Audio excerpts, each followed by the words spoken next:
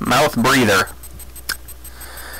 I have had a topic brewing in the back of my mind for more than a week. This is the first week in December as I record this, and since before December started, I have wanted to talk about a subject which is very big and sweeping and multifaceted, so I have not been able to get my thoughts fully organized on the subject by my standard of organization, which you can tell is pretty low. But today I thought of a simpler, better self-contained topic that I could wither on about. And so I want to talk about the fact that a lot of the problems that a lot of people have, not anywhere near all of them, certainly not the most important of them, but some of the problems that a lot of people, especially those who don't have other problems, there's a theory which I first heard on crack.com and tend to believe they were repeating it from various academic sources that said that human beings essentially have a primal need to be afraid of things, and if they don't have a source of anxiety, they will invent one. So if you believe that that's true, then the problem that I'm going to talk about right here is perhaps kind of inevitable, but I am of the opinion that it is maybe not inevitable, so I'm going to talk about it in the hopes of maybe convincing one or two people somewhere out there to actually change their life for the better. So the topic is the problems that we invent for ourselves in our own head, which don't exist anywhere else, and we could just stop thinking about these things and stop stressing ourselves out over these entirely imaginary concepts, and we would have a easier, better, more pleasant life, and we would cause less misery to the people around us because of how stressed out and miserable we are. So that's the theory that I'm working on, is there are some things that are kind of invented problems that we don't actually need to worry about all that much, and one of the big sources of those, one of the most significant issues that people kind of cook up out of nothing for themselves, is the idea that they have to maintain their pride, that they have a sense of dignity that they need to maintain, they need proper decorum, they need to be shown proper respect, they it's all sorts of nebulous concepts along those lines, where basically what it all amounts to is the fear of social rejection, the idea that if you don't successfully prove yourself to be a quality of person, that society will reject you as not being correct. So a lot of people, their actual fear is just like embarrassment. It's a very trivial thing that they're worried might happen, is that they'll have literal or figurative egg on their face for a couple of minutes, and everybody will laugh at them, and their brain exaggerates that hugely, and they come to the conclusion that, like, you know, the primitive part of their brain thinks they're going to be exiled from the tribe and left to starve in the wilderness. But we are so far away from that being the case that we really just need to not have that fear in our brain anymore. We need to grow up and get past the very adolescent posturing that we do in order to maintain our position in the social pecking order. The idea that we have to, show ourselves to be better quality people. This also gets into all sorts of gender dynamics, because a lot of this stuff is men signaling to show quality for women's benefit and women signaling to show quality for men's benefit. I have my own theories about which of those happens more often, but I could easily be wrong. It's fairly clear that both of them do happen, although they may happen at different social strata.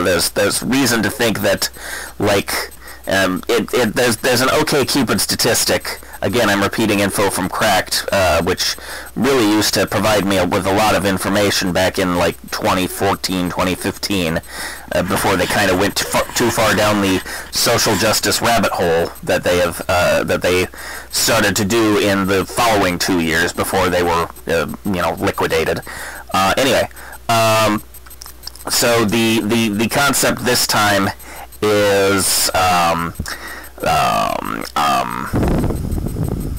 I forgot what the concept this time is. The OkCupid data says that basically 80% of women. Actually, come to think of it, I don't know if I got this from. This one didn't come from Crack. This came from a YouTube channel that I follow that's very anti-feminist. I don't know if I've mentioned him before, so I won't now. But according to OkCupid data, which this YouTuber repeated, and I consider him extremely trustworthy, so I'm taking him at his word. The data indicates that of the women surveyed, which were sort of an average cross-section of female OkCupid users, so as close as you can reasonably get to just a random, a random bunch of average women, period. You can't find very much out about people who don't use the internet anymore, but you can get all sorts of info about the average person who does. So among those women who are probably a little above the median for the amount of money that you have access to, there probably aren't a lot of homeless women on OkCupid, but short of that, it's a fairly average selection. And so of all these women that were surveyed, they rated each one of them rated a staggering 80% of the men around them as being below average in attractiveness or desirability for potential relationship material. So if we take that as read, if we take that as being accurate to generalize to the female population in general, you have 80% of all women, there's 20% of men that are attractive to any given woman. So all of women collectively are sort of the top 80% of women are fighting over the top 20% of men, which leaves the bottom 80% of men to fight with each other over the the bottom 20% of women. So if you believe that scenario is at least somewhat accurate, then there is intersexual competition in both directions, but it is very much an unequal thing. It's a lot of really vicious competition among low-status men and high-status women. So, besides the fact that I'm a man, I am also a low-status person. I am not rich. I'm very far from, I'm well... If I'm not living below the poverty line, it's only because I'm able to receive a small amount of government assistance and some help from family members, and I do emphasize the small part. Anyway, so, my sympathy goes with the poor first and the men second, and so I don't have a lot of sympathy for these really rich, high-class women who are struggling to find a man who lives up to their lofty standards when they are rejecting 4 out of 5 men that they ever encounter. But anyway, I forget how exactly we got in on that. I think it was basically, the idea is that so for these women, for these high-class women, the idea of having to settle for a partner who is below the 80%.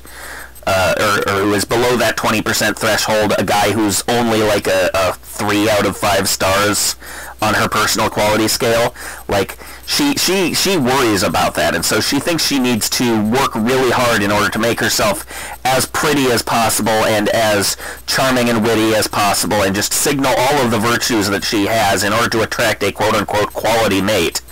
And so much of that is just manufactured bullshit, and if she had to ever trade lives with a low-status man and deal with the more immediate problem of having to earn her own keep and pull her own weight in society, or she'll be literally left to starve on the street. I mean, there are women who starve on the street, certainly, but there's a definite pattern of it's more likely to happen to men. There are way more male than female homeless, and female homeless are more likely to attract charity than male homeless are. I don't have evidence for that, as I usually don't have evidence for most of what I say. If I do have evidence, it's usually just quoting somebody else who cares more about the evidence than I do, and I won't even bother to attribute them half the time, because I don't think it's important. I don't think I need to prove that I do know what I know. Some people I know do. I admire people who have the patience to deal with that, but I'm not one of them. Anyway, so yeah, the the fear of being stuck with an inadequate mate is very far down the scale of things that you should reasonably be afraid of.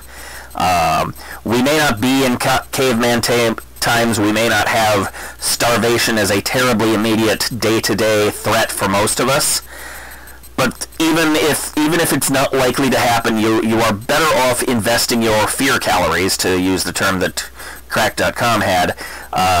You should put your energy towards worrying about things that will actually kill you rather than things that will make you slightly embarrassed, because we are a long way away from the days when being embarrassed in front of a group of 100 people was actually going to result in your death.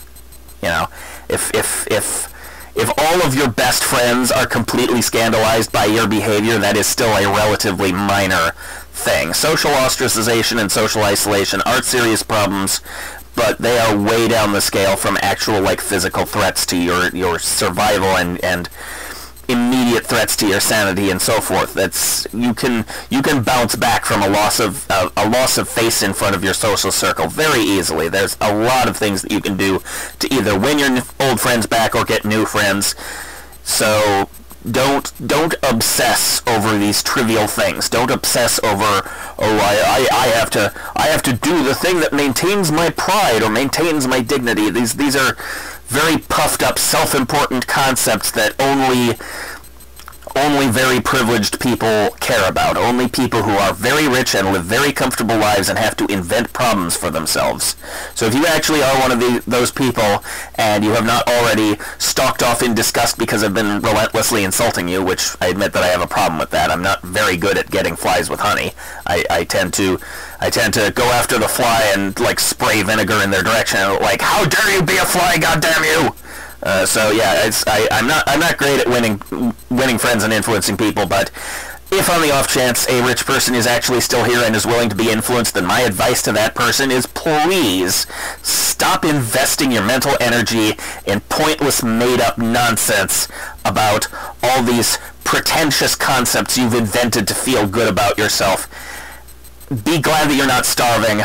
Be glad that you have a roof over your head that's not likely to go away in a big hurry.